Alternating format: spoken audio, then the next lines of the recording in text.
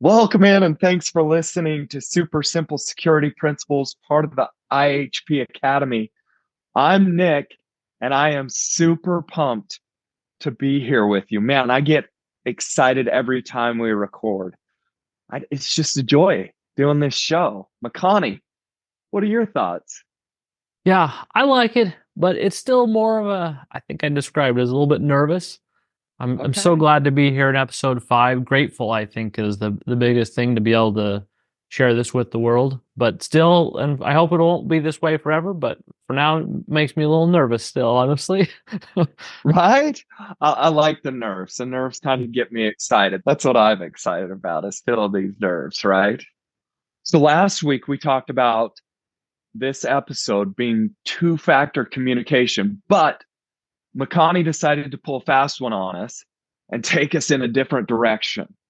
Makani, what do you have in store for us today? Yeah, it's true. I did. I decided there was a little something else I wanted to teach first, and it's related to one of the greatest challenges we have in online security, which is knowing who to trust. Mm, yeah. And specifically, there's something you might be doing that makes this even harder, which is why I titled the episode the way I did, because you might be sabotaging not only your friends, like I titled, but yourself. And Great. what what I want to do is show you what you're doing and how to fix it, and most importantly, why it matters more than you might realize. Sounds great. Okay, so we're going to start with a story about a Okay. salesman to look at and explore a little bit how trust works in the physical world. So you enter a store and you're greeted by a salesman, and from the moment you see him, your brain is thinking about analyzing how much to trust this guy. Yep. Starts from the time you see him, is he dressed professionally? Maybe that will make you trust him more than if he's wearing shorts and flip flops, right? Right. And depending on what his voice sounds like, it might drive you crazy or you might like it. Right. And then, of course, what he says, how he says it, his body language, they're going to have the biggest impact on how you trust him. Yeah. But even so, you only have a few minutes of interaction with him, really, to decide in the end when he comes and makes his recommendations to you about what to buy. How much do you trust what he's saying? It's not a lot to go on just those few minutes of interaction. What if I said instead of that salesman being a stranger, he was your best friend of 10 years? Now the question of trust is an easy one, right? Yeah, for sure. Okay. And that's what I call identity-based trust. You trust him not because of what he looks like or sounds like, or even what he says, but because of who he is, because you know him and you have experiences with him. Absolutely. I mean, this hits home for me more than anybody, right? My wife, her dad owns an auto dealership. And realistically, it's a completely different story when I go in there and I know I'm talking to my father-in-law or my brother-in-law versus a used car salesman or a car salesman, right? Right. It- Even though they are car salesmen. even though they are, even though they are, yeah. But it's a Right. different story, right? This is my brother Nate or my father Chris. So absolutely, I get this, the identity base. Okay, cool. Right. So now how does that work online? Because it's mostly identical, right? The identity-based trust there is really the strongest form of trust, both in the physical world and online. But where it's different is this. How do you know who someone is online?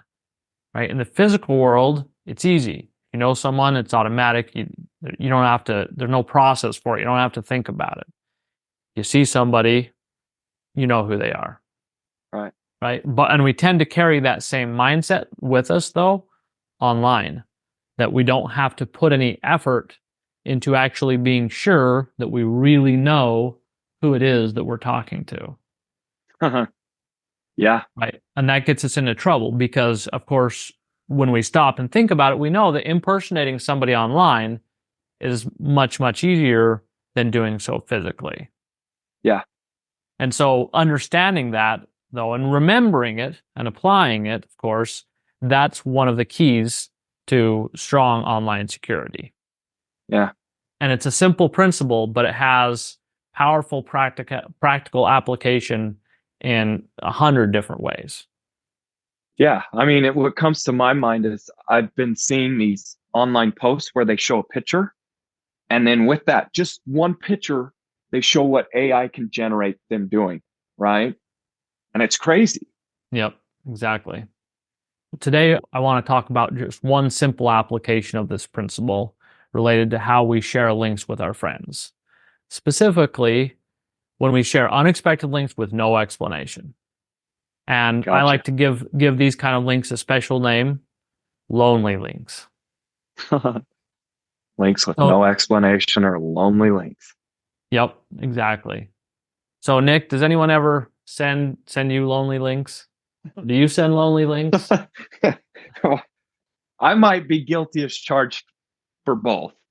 In fact, yes, to answer the question. Absolutely. I do. And I've had them. Yeah, and that's true for most people, I suspect. For me, my main source over the years has been my sisters and my kids, though I've mostly got them trained out of that at this point. But so now, though, the next thing I want to talk about is why I see this as a problem. But before I do, I want to pause just for a couple seconds, give our listeners a chance to answer this for themselves. Why is sending lonely links problematic for your online security? Here's how I'm going to explain it. Let's say you have a bunch of people who send you lonely links, like you do, Yep. and you click on them all. It means each time you click on one, you're building a habit of doing that. And then one day, one of your friends gets hacked, someone takes over their account and sends you a malicious lonely link. But because you're in the habit of just clicking on it, regardless, because it came from what you think is one of your friends, and now you're in trouble. You just clicked on one of Right. those links that we're not supposed to click on. Right. Right.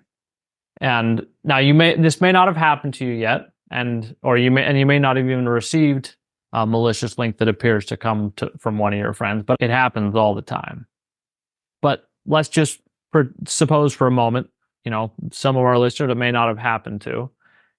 And so then I ask the question is that still a problem? And it's still really the source of the problem is that habit building. Getting that lonely link is a problem or the malicious lonely link, I should say, is still a problem, right? You don't want to click on those links. That's a problem in and of itself. But it also generates a bigger problem of just making that habit. Because every time you click on a lonely link, you're telling your brain that verifying someone's identity online is just as simple as it is in the physical world. But that's a lie, and you really shouldn't lie to yourself. So if you're sending lonely links too, then you're also kind of spreading that lie without even realizing it. Right? And this is where the source of the title came from, sabotaging your friends. Obviously, you're not intending to. So, how do you stop sabotaging your friends? And it's simple. You just share the links instead of letting them be lonely. Send some context with them. Say what they're about, why you want the person to click on it. Maybe give it a little bit of personal flavor, maybe an inside joke, or you could also just share something that only happened recently between the two of you that only you'd know about.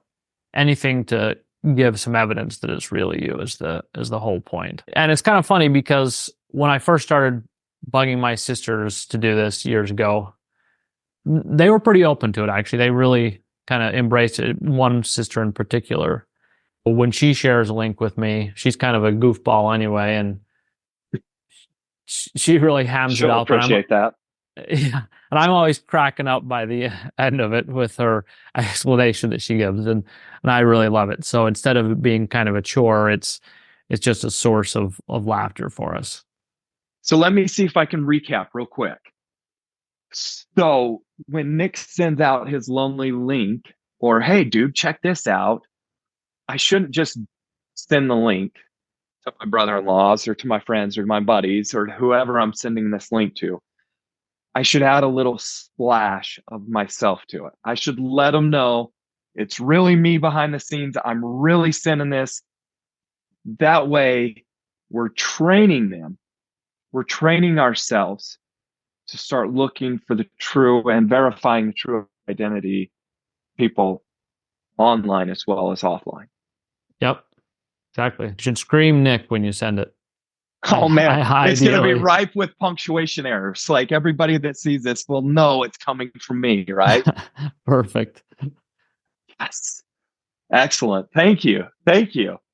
What's your call to action, McConaughey? I know you've got something for us. I do indeed. I want people, it's simple, just stop sharing lonely links. If you're feeling really ambitious, maybe you convince somebody else to stop as well. Use an opportunity to make each other laugh. But most importantly, as you're doing it, remember the reason why you're doing it. It's strengthening your habit of being careful about verifying who it is that you're talking to. Because if you do that, if you build that habit, that's going to keep you safe in a ton of different ways. And that's what we really want for you as well. That's the key right there, right? This is just remembering to strengthen your habits. Okay. So that said, that's our show, guys. We would love to hear from you. So please, in the show notes, we've included a link that you can click on. This is us letting you know this isn't a lonely link. We want to see you guys. And the best way to come visit us is if you click on that link, it's going to take you to the I Hate Passwords Academy, to where we get a visit with you. Super excited to hear from you. Thank you so much. Have a great day. Bye bye.